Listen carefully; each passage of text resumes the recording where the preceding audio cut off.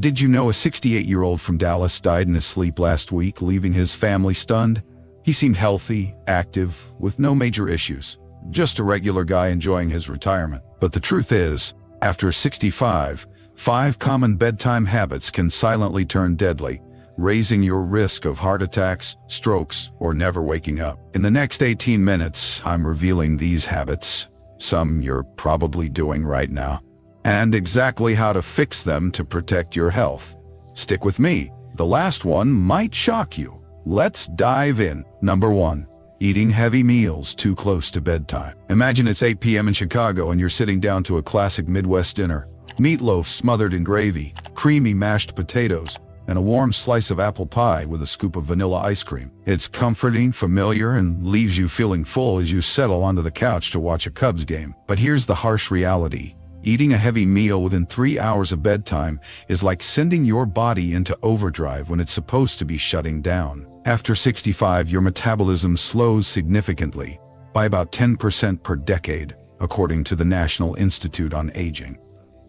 Your digestive system, once a well-oiled machine, now struggles to process rich, heavy foods late at night. That big meal lingers in your stomach, demanding energy and resources when your body should be focusing on restorative sleep. This can trigger acid reflux, where stomach acid flows back into your esophagus, causing burning pain, coughing, or even choking sensations that jolt you awake. The American College of Gastroenterology estimates that 20% of U.S. adults experience chronic acid reflux, and for seniors, it's even more dangerous. Over time, untreated reflux can erode your esophagus or lead to aspiration pneumonia, a severe lung infection responsible for over 50,000 deaths annually in the U.S., per the CDC. But the risks don't stop there. Late-night eating elevates blood sugar and blood pressure, putting strain on your heart. A 2021 study from the American Heart Association found that seniors who eat large meals after 7 p.m. face a 40% higher risk of nighttime cardiovascular events, like heart attacks or strokes. Picture this. You're in Phoenix enjoying a late taco night with friends. You go to bed at 10 p.m., but your body's still digesting those spicy beef tacos. Your heart rate stays elevated, your blood vessels constrict, and suddenly, you're at risk of a cardiac event in the middle of the night. For those with diabetes, 13 million U.S. seniors, per the CDC, late meals can cause dangerous blood sugar spikes, disrupting insulin regulation and increasing the likelihood of metabolic disorders.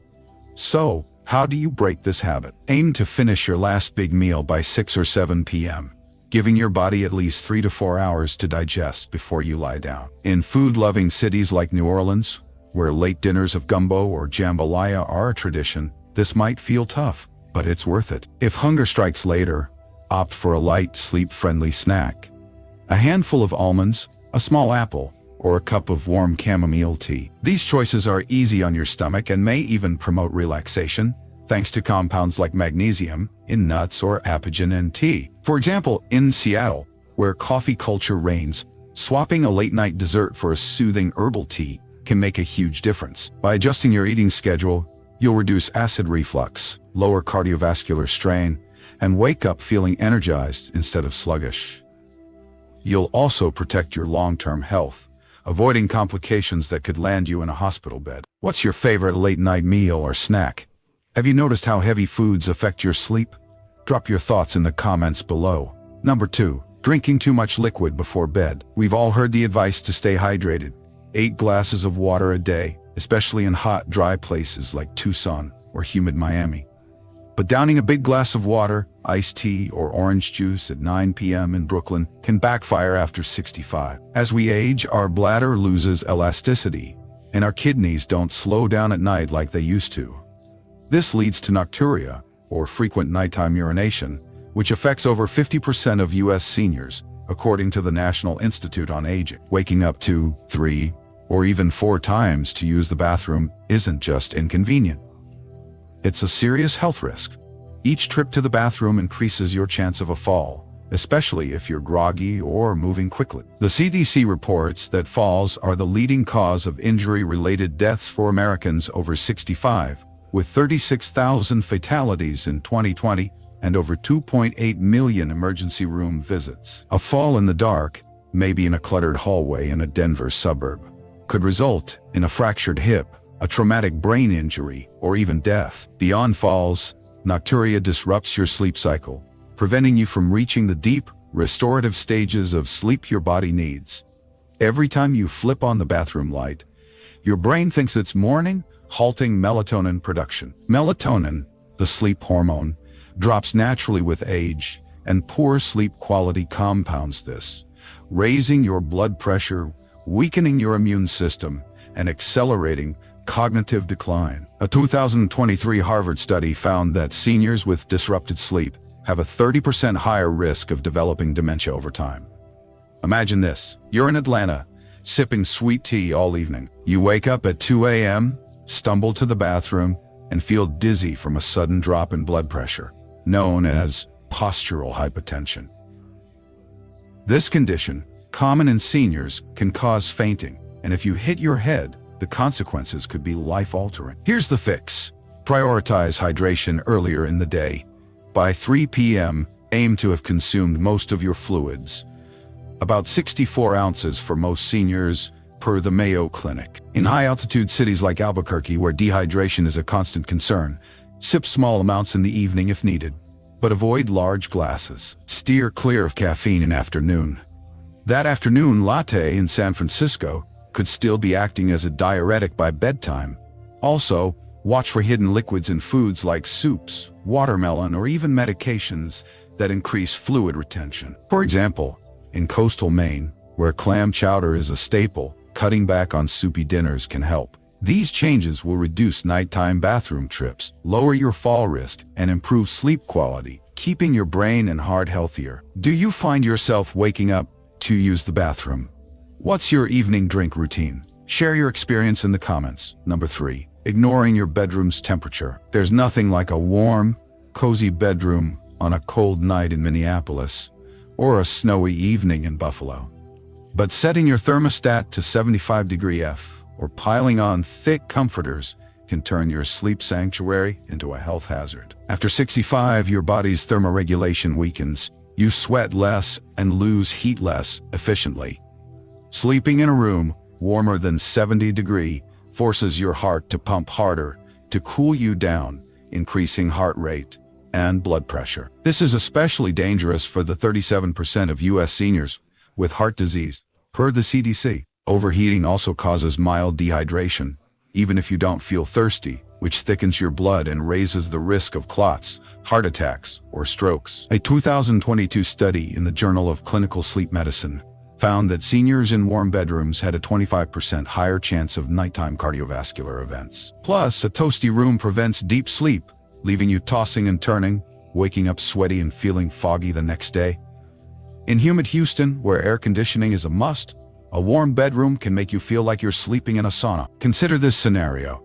Mary, a 67-year-old retiree in Cleveland, loves her flannel blankets and keeps her bedroom at 78 degrees F in winter. She wakes up drenched, restless, and wonders why she's so tired. What she doesn't know is that her warm sleep environment is disrupting her body's ability to reach REM sleep, critical for memory and immune function. Over time, this could weaken her cognitive abilities or strain her heart, especially if she has high blood pressure, like 70% of U.S. seniors. The National Sleep Foundation recommends keeping your bedroom between 60 and 67 degrees F for optimal sleep. In warmer climates like Miami, use a ceiling fan or open a window for fresh air. Swap heavy synthetic blankets for breathable cotton ones and wear light, moisture-wicking pajamas like those popular in sunny San Diego. For extra comfort in chilly Montana, layer blankets you can peel off if you get too warm. These adjustments promote deeper sleep, reduce cardiovascular strain, and help you wake up refreshed, ready for your morning walk or coffee with friends. How warm do you keep your bedroom? Have you tried cooling it down for better sleep? Let me know in the comments. Hey, if you're finding these life-saving tips helpful, please hit that subscribe button and ring the bell. We're halfway through, and your support keeps us delivering content to help you live healthier and longer. Let's dive into the next habit. Number 4.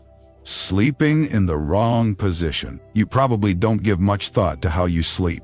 whether you're sprawled on your back in a Kansas farmhouse or curled up on your side in a Seattle apartment. But after 65, your sleep position can be a matter of life and death. Sleeping flat out on your back, a habit for many in rural Idaho or suburban Florida, is one of the riskiest choices. Gravity causes your tongue and throat tissues to collapse backward, narrowing your airway and triggering obstructive sleep apnea. This condition, affecting 24% of U.S. seniors per the American Sleep Association, causes breathing to stop for 10-30 seconds multiple times a night, starving your brain and heart of oxygen. A 2020 study in the Journal of the American College of Cardiology found that untreated sleep apnea doubles the risk of sudden cardiac arrest. Even without apnea, back sleeping reduces circulation efficiency, especially for those with heart conditions, 48 million U.S. adults, per the CDC. Sleeping on your right side isn't ideal either. It puts pressure on your heart, potentially causing fluid buildup in your lungs or legs, a sign of congestive heart failure, which affects 6 million Americans. Take John, a 69-year-old from Pittsburgh. He's always slept on his back, but his wife notices he stops breathing briefly at night, followed by loud gasps. He wakes up exhausted, with headaches and memory lapses, unaware his sleep position is contributing to undiagnosed sleep apnea. If left unchecked, this could lead to a stroke or heart failure. The best position? Sleep on your left side. It optimizes blood flow, reduces heart strain, and minimizes acid reflux, which affects 20% of U.S. adults. In cities like Portland, where damp weather worsens joint pain, place a pillow between your knees to align your spine. Use a body pillow to prevent rolling onto your back, and elevate your head slightly with a supportive pillow to keep airways open, especially helpful in high-altitude Denver. These changes can lower your risk of breathing issues, improve circulation, and boost energy levels. What's your go-to sleep position? Have you noticed snoring or breathing problems at night? Share your story in the comments. Number 5. Using electronic devices before bed. In 2025, screens are a way of life. Whether you're scrolling X on your smartphone in Los Angeles, watching Netflix on a tablet in Charlotte, or catching the late news on a TV in Las Vegas. But using these devices after 8 p.m. is a bedtime habit you need to ditch after 65. The blue light emitted by screens suppresses melatonin, the hormone that signals it's time to sleep. For seniors whose melatonin levels already drop by 50% compared to younger adults, this can delay sleep onset by up to 2 hours, per a 2023 Stanford study. Poor sleep quality raises blood pressure, weakens immunity, and increases dementia risk by 27%, according to the Alzheimer's Association. Beyond light, the emotional stimulation from social media debates, breaking news, or even thrilling shows spikes cortisol, keeping your brain wired. Picture this: you're in St. Louis, arguing about politics online at 10 p.m. You go to bed, but your heart's racing, and you're staring at the ceiling until 2 a.m. This stress can elevate your risk of heart palpitations or even a nighttime heart attack. The solution is a screen-free wind-down routine. By 9 p.m., whether you're in Nashville or New York, put devices away. Read a paperback, like a mystery novel popular in Chicago bookstores, or listen to soothing music, like jazz in New Orleans. Try light stretching or meditation, techniques gaining traction in wellness-focused Boulder.